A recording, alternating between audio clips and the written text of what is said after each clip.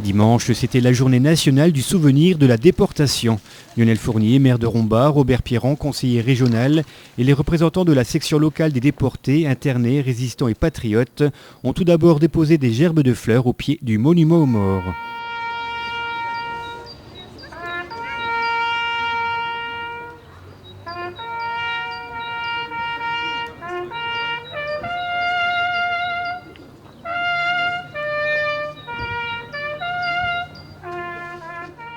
Madame Magazzini, fille et petite-fille de déportés, a ensuite lu le message commun des associations de déportés.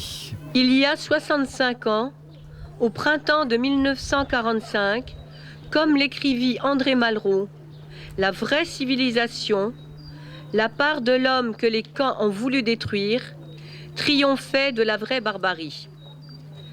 Les dernières citadelles où les nazis détenaient encore des survivants du génocide des Juifs et des Tziganes et des rescapés des camps de concentration s'écroulaient. Ce furent des jours de bonheur et de tristesse pour les survivants.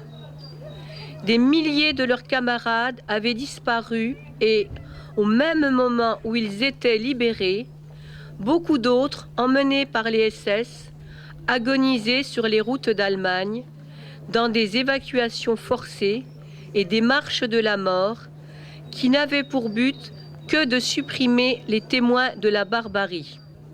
En cette période anniversaire de leur libération, conscients de la dette qu'ils ont contractée envers les libérateurs, les survivantes et les survivants tiennent d'abord à exprimer leur reconnaissance envers les combattants des armées de la coalition anti-hitlérienne, grâce auxquels la part de l'homme qui subsistait en eux fut préservée.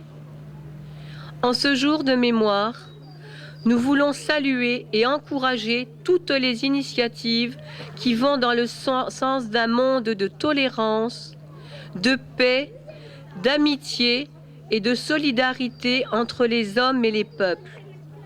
La construction d'une Europe unie et pacifique, l'Organisation des Nations Unies, les progrès d'une justice sociale internationale et les multiples organisations non gouvernementales mobilisant une jeunesse ardente et généreuse sont autant de signes d'espoir et de raison de croire en l'avenir.